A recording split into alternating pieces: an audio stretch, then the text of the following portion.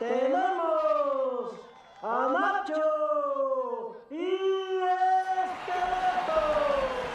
The terrifying, the deadly, the amazing Spider-Man! A cute outfit. Did your husband give it to you?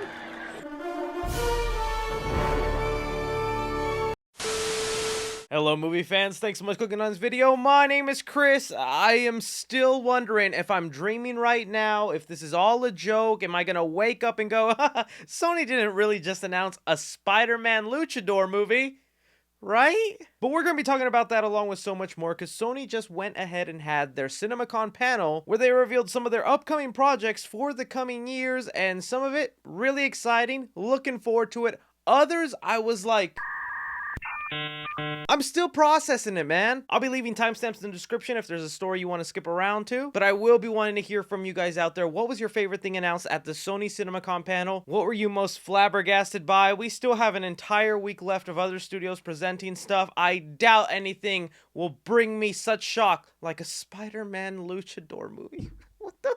Okay, so kicking things off here real quick before I jump into the stuff I really want to talk about here, Sony kicked off their CinemaCon panel with showing the first 15 minutes of their upcoming action thriller, Bullet Train. This is a David Leitch directed movie. We've already gotten the trailer for it, and it is a star-studded cast with so many great actors involved. And the basic consensus from these 15 minutes is that the movie looks awesome, filled with so much color, style. Really seems like it'll be a good fun time. I've seen a lot of people compare the action sequences to what happens in the John Wick franchise, but overall that it's just really fun and they can't wait to see the rest of this thing. Then attendees at CinemaCon were treated to a trailer for Viola Davis's new true story epic. The movie is called The Woman King, and it's inspired by the real historical events that took place in Africa during the 18th and 19th century, where a group of woman warriors fought for their survival. The trailer is described to be very brutal, looks action-packed, and like this could be a movie up for Oscar contention. I love Viola Davis as an actress, so I'm for sure going to be checking this out for her, and this sounds exciting. But after they finished with those two things, they quickly moved on to their Sony Spider-Man universe and what they have up and coming. People were wondering, will they announce Morbius 2, you know, will they give us more details on Kraven the Hunter, maybe some footage? And then the world was shocked and in utter disbelief when Sony decided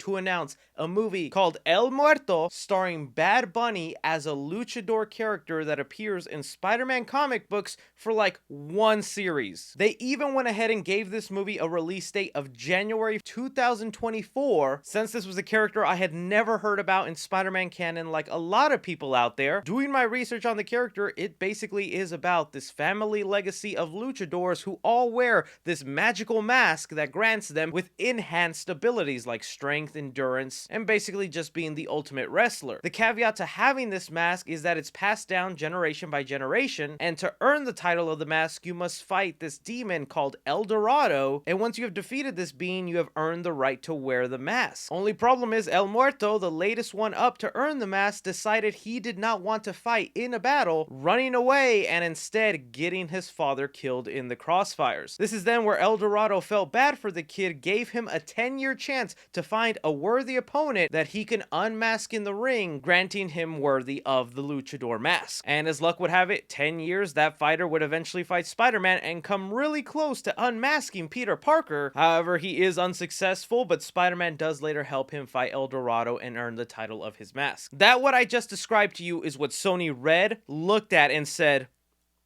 get Bad Bunny on the phone right now. You guys know here on the channel, I want to be the most optimistic person. I like celebrating movies, looking forward to stuff. I never want to be the guy just hating things to hate them. But when I hear they're making this kind of movie in the Spider-Man universe, just leeching off Spider-Man himself, it kind of infuriates me and just makes me go, Sony, what are you doing? And don't get me wrong, this has nothing to do with Bad Bunny. I like some of the guy's songs. When they come on the radio, I'll be singing. Heck, he even has a background in showing up in some WWE events, and it's also said he does a great job in that Bullet Train movie, which granted him the job of this film, so I could care less that it's Bad Bunny. What I care about right now is the fact that this is a movie about a dang wrestler that shows up in a few comics, has very little history, and is gonna be given his own movie. This will be the first Hispanic lead character in the Spider-Man universe.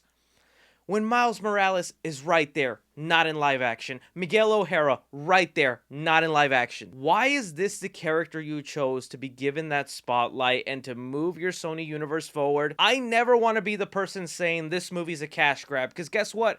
Every film ever in existence is a cash grab. The whole purpose of a movie is to make money. But this right here is one of those rare occasions where I can't help but look at this film and say, that's a cash grab. This is just Sony grabbing a mega celebrity like Bad Bunny, attaching the Spider-Man IP to him, and knowing they will make so much money because idiots like me and fans of Bad Bunny will see this film. I can't lie and say that I'm excited for this or looking forward to this movie. I will promise I'm gonna give it a chance, be as optimistic as possible, but as of right now, I feel like this is just one big joke, and I don't find it that funny, Sony. I really want to hear from you guys what you think about this movie being made. From there, Sony moved on and decided to talk about Spider-Man Across the Spider-Verse. Now, the last time we had heard about this movie, they unfortunately delayed it to 2023, and now we kind of have a good idea why they went ahead and did that. We had Phil Lord and Chris Miller, the people attached to Spider-Man Across the Spider-Verse, kind of talking about the movie, and they mentioned that they have over 1,000 people working on Spider-Man Across the Spider-Verse, which right now holds the record for most animators working on an animated movie. We've also heard that this movie will be jumping to a bunch of different Spider-Man universes, and they confirmed that it will be 6 different universes that we'll see in the movie, each one with its own different art style, and that the film is slated to have 240 characters in total when the first Spider-Verse movie only had 40 characters. That doesn't mean every single one of those characters are going to be Spider-Man characters, but I bet you a good chunk of them are. Now, along with this, they also went ahead and showed them the first 15 minutes to the movie, and I have here a full description of what happened. So buckle in, get your imaginary thoughts going, because I'm going to be reading, and hopefully you can picture this going down in your head. We have it here. Earth 65, Gwen Stacy Spider-Woman sneaks through the window of her apartment building.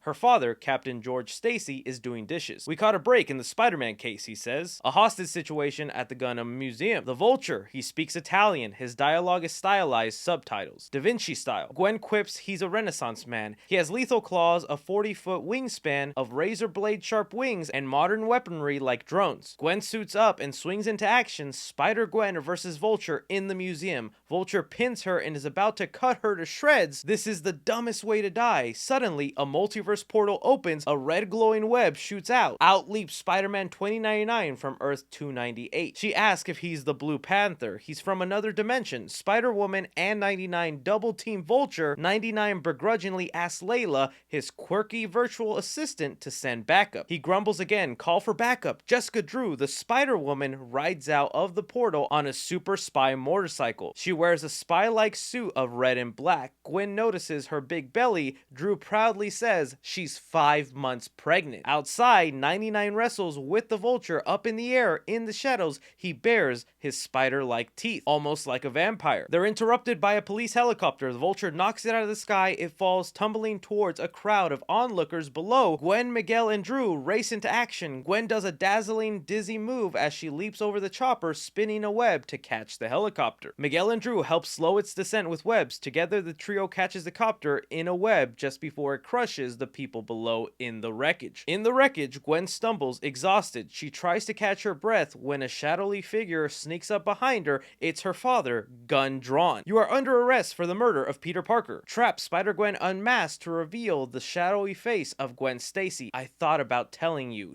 referring to her secret identity. Then she says about Peter, I didn't know it was him. I'm not a murderer. I'm your daughter. Captain Stacy reads her rights. She's under arrest. Miguel saves her with a futuristic device that temporarily traps Captain Spacey in a force field bubble. Seeing she's upset, Drew doesn't want to leave Gwen behind as Miguel opens a portal. Miguel gives her a temporal wrist device. Gwen looks at it, considers going with them. We cut to Brooklyn, Earth 610. Miles is spideying around and having a blast, but he's late. His parents meet with the guidance counselor. Something triggers his spider sense. Miles makes an excuse and rushes out. Your son is lying to you, the guidance counselor tells Miles' mom, and I know you know it. Okay, I know that was a lot to read there, but hopefully you can picture a lot of that in your mind, and I gotta say, it sounds amazing. A lot of the stuff, they're being very faithful to the comics with like the whole Gwen Stacy origin, because if you didn't know, in her timeline, she accidentally kills Peter Parker, who is the Lizard, and I'm assuming the rest of the world thinks that, so that's why her father had to put her under arrest now that they finally caught her. Also, can we talk about Jessica Drew being part of this? But I think it's also so interesting to figure out that she's gonna be pregnant throughout the movie. What kind of significance will that have? Why did they decide to make Spider-Woman Jessica Drew pregnant in the movie? But in that, this sounds really good and I can't wait to see the entire thing. Continuing on with Spider-Verse, they also revealed the title for the third Spider-Verse movie. The movie will now be titled Spider-Man Beyond the Spider-Verse. And look, I don't want to get into any wild theories or start putting stuff in your head that might not be true, but